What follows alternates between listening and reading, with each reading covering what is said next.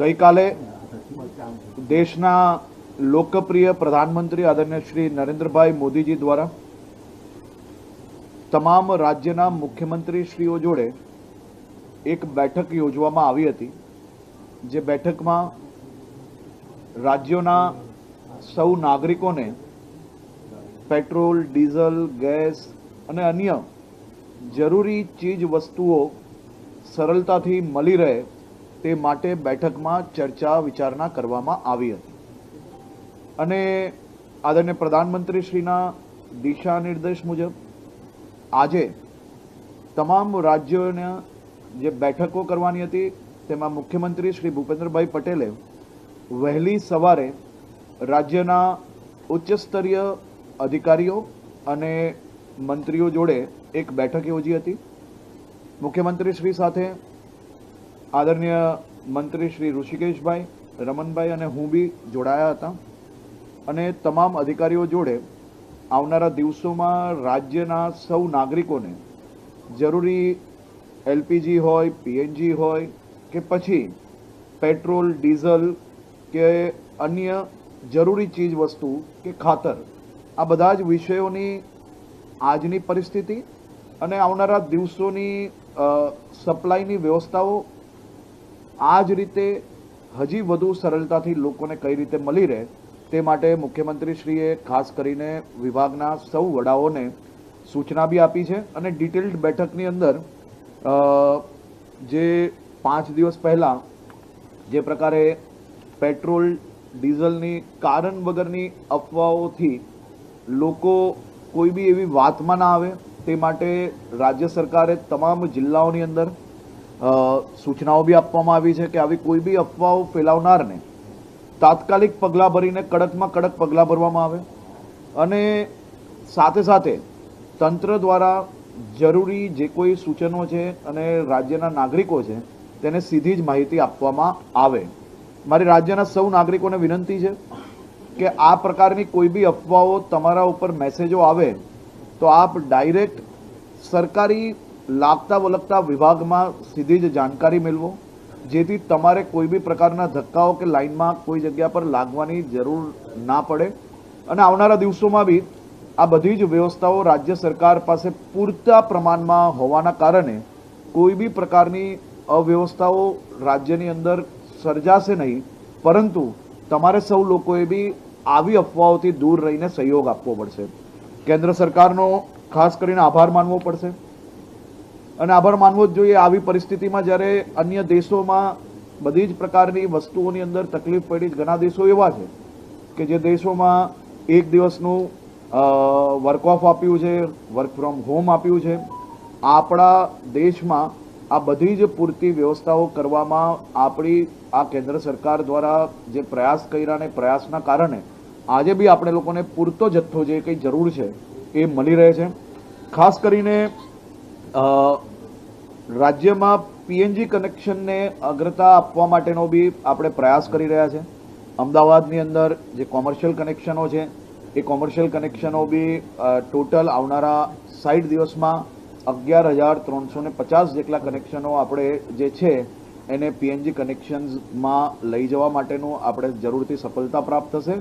એ જ પ્રકારે દેશભરમાં જે ગેસનું જે આપણું જે વિતરણ છે તેમાં ગુજરાત આજે દેશમાં મુખ્ય સ્થાને 23% પીએનજી ગેસ ધરાવતું કનેક્શન ધરાવતું રાજ્ય છે. એટલે આપણે મોટા ભાગની જે વ્યવસ્થાઓ છે એ પીએનજીથી સપ્લાય છે અને ખૂબ સારી રીતે સપ્લાય ચાલી રહી છે.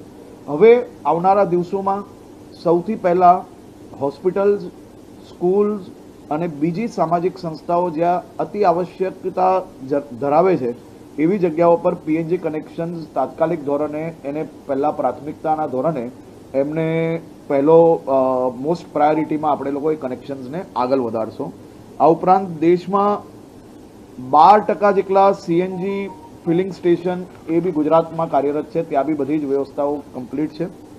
વડાપ્રધાનશ્રીએ નવા પીએનજી કનેક્શન માટે કરેલી હિમાયતના પગલે રાજ્યમાં નવા કનેક્શન આપવા માટેનું કાર્ય યુદ્ધના ધોરણે હમણાં ચાલી રહ્યું છે. પાછલા 10 દિવસમાં 12,000થી વધુ પીએનજી કનેક્શન અને 300થી વધુ નવા કોમર્શિયલ કનેક્શનો અપાઈ ગયા છે. જે ટીમ છેલ્લા 2 દિવસથી 50 ગણી ટીમો એની અંદર કરવામાં આવી છે, જેનાથી લોકોને ઝડપથી કનેક્શન્સ મળી જાય. આવનારા 10 દિવસની અંદર આ ટાર્ગેટ 50,000થી વધારે પીએનજી કનેક્શન્સ આપણે ગુજરાતભરમાં આપશું. આ બેઠકમાં ખાસ કરીને જણાવવામાં આવ્યું હતું કે 1.28 કરોડ આપણા ત્યાં એલપીજી ધારકો છે. તમામ લોકોને વ્યવસ્થિત રીતે મળી રહે એલપીજી ગેસ, તે માટેની બી વ્યવસ્થાઓનું ખાસ કરીને સુનિશ્ચિત કરવામાં આવ્યું છે.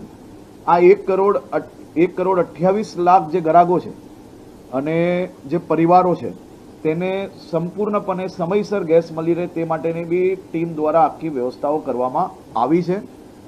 ખાસ આ બેઠકમાં કોઈ બી કાલાબજારી કે પછી આવા સમયે ખોટી અફવાઓ ફેલાવનારો પર કયા પ્રકારે વધુમાં વધુ કડક એક્શન લેવામાં આવે તે માટે બી ખૂબ મહત્વની ચર્ચાઓ કરવામાં આવી છે.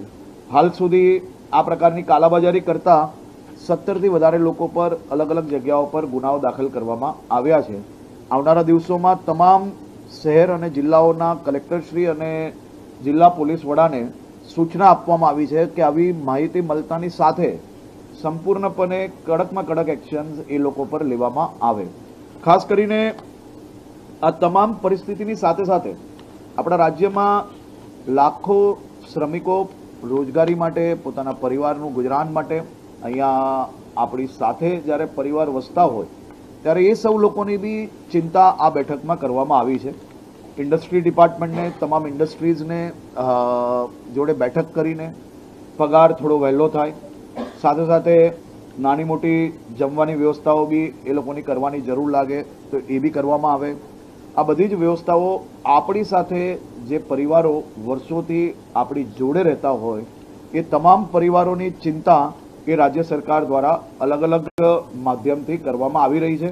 તેમને બી ગેસ કે કોઈ બી વિષયની કોઈ બી કમી ના પડે તે માટેની બી વ્યવસ્થાઓ કરવામાં આવી છે. તેની સંકલન સમિતિ એ દરેક જિલ્લામાં કલેક્ટરના અધ્યક્ષ સ્થાને બનાવવામાં આજે નિર્ણય લેવામાં આવ્યો છે.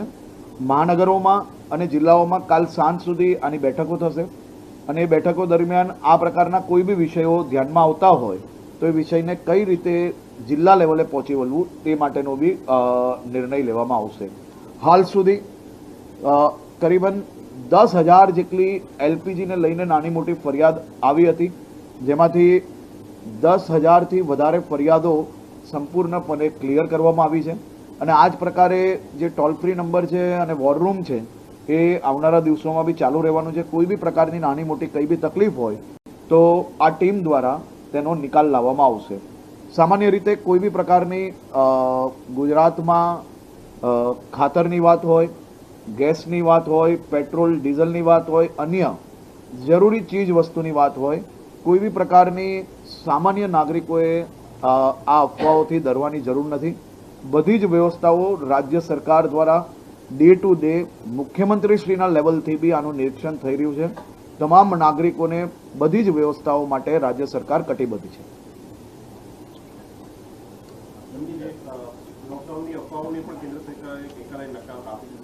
સામાન્ય રીતે મારું એવું માનવું છે કે સમાજે આ પ્રકારના લોકો જે અફવાઓ ફેલાવે છે તેને બોયકોટ કરવા જોઈએ સામાજિક રીતે. જ્યારે આપણો દેશ એ અન્ય દેશો કરતાં આટલું મજબૂતાઈથી આ બધી જ વ્યવસ્થાઓ કરવામાં સફળ હોય અને તમામ દિશામાં આ પ્રકારની પરિસ્થિતિઓની વચ્ચે બી આપણે આપણા નાગરિકોને ગેસ હોય, પેટ્રોલ હોય, ડીઝલ હોય બધું જ બરાબર પહોંચાડી શકતા હોઈએ. લોકડાઉનના વિષયની અફવાઓ એ ખરેખર કોઈ પ્રકારના વિષયોને ધ્યાન પર લેવા જેવું નથી. અને જે લોકો એકબીજાને આવા વોટ્સએપ વાયરલ કરે છે, ફોરવર્ડ કરે છે, એવા લોકોની માહિતી બી આપણે પોલીસ સુધી આપવી જોઈએ, જેથી આવા લોકો સમાજની અંદર ડર ફેલાવવામાં સફળ ના થાય.